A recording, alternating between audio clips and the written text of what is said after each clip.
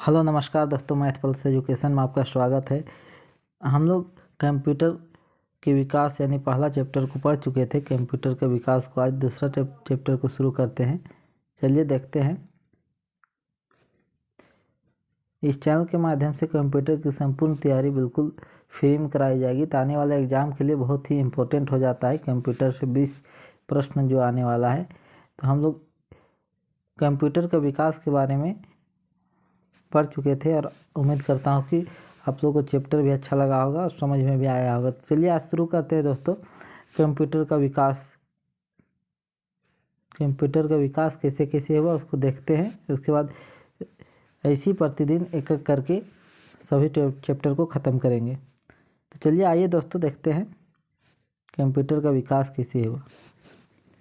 सबसे पहले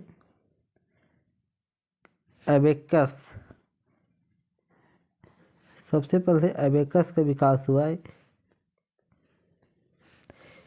यह एबेकस क्या था? संसार का पहला गणना यंत्र था।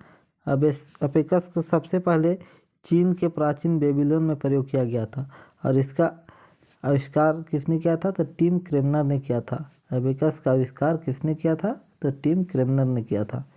दूसरा देख लेते हैं, पास्कल।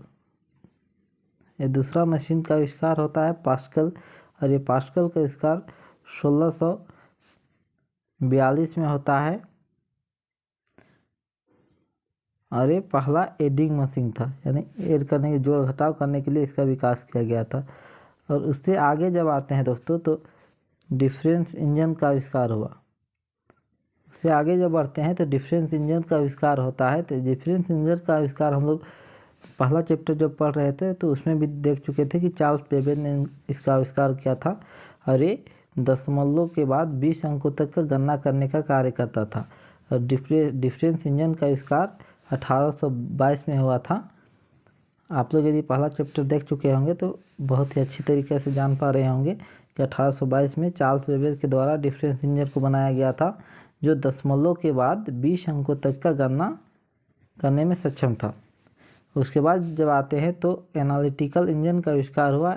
ये इंजन को भी चार्ल्स बेबेज के द्वारा बनाया गया। ये 1833 में बनाया गया था और ये इसमें कुछ इम्प्रूव होता है। उसके बाद दशमलव के बाद 50 अंकों तक गणना करने में सक्षम होता है। तो ये याद रखिएगा कि ये दोनों मशीन डिफरेंट इंजन और एनालिटिकल इंजन का आविष्कार चार्ल्स बेबेज के द्वारा किया गया था 1822 और 1833 में। जब इससे आगे बढ़ते हैं दोस्तों, तो नेक्स्ट मशीन का आविष्कार होता है, उसका नाम है मार्क 1 कंप्यूटर। मार्क 1 कंप्यूटर का आविष्कार होता है, तो इसके बारे में देख लेते हैं कि क्या विशेषता है, कब आविष्कार हुआ और किसने आविष्कार किया। तो 1937 में बनना शुरू हुआ और 1944 में बनकर पूरा हो गया था मार्क 1 कंप्यूटर। और जो इसका आविष्कारक थे, ये हार्वर्ड आइकेन के द्वारा आविष्कार किया गया था। ये हार्वर्ड आइकेन जो व्यक्ति थे वो IBM में काम करते थे दोस्तों। तो IBM भी बहुत इंपॉर्टेंट रखता है एग्ज़ाम की दृष्टि से, ये बहुत सारे एग्ज़ाम में पूछा जाता है। तो IBM के बारे में भी थोड़ा सा जान लेते हैं। तो IBM का फुल फॉर्म होता है इंटरनेशनल बिजनेस मशीन, और इसकी स्थापना भी पूछ सकता है, तो इसको भी देखेंगे हम लोग।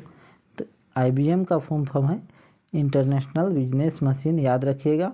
और इसकी स्थापना कब हुआ था? 16 जून 1911 को, और इसका हेडक्वार्टर है न्यूयॉर्क USA में। ये मार्क 1 कंप्यूटर जो था दोस्तों, ये विश्व का प्रथम पूर्ण स्वचालित विद्युत यांत्रिक गणना यंत्र था। इसको भी याद रखिएगा, ये भी बहुत सारे एग्जाम में पूछा गया है और आने वाले एग्ज़ाम में पूछ सकता है। तो बहुत ही अच्छे तरीक़े से याद रखिएगा दोस्तों। तो आज के लिए इतना ही, हम लोग नेक्स्ट वीडियो के साथ मिलेंगे। धन्यवाद, जय हिंद। अभी तक चैनल को सब्सक्राइब नहीं किए, चैनल को सब्सक्राइब कीजिए, शेयर कीजिए। धन्यवाद दोस्तों।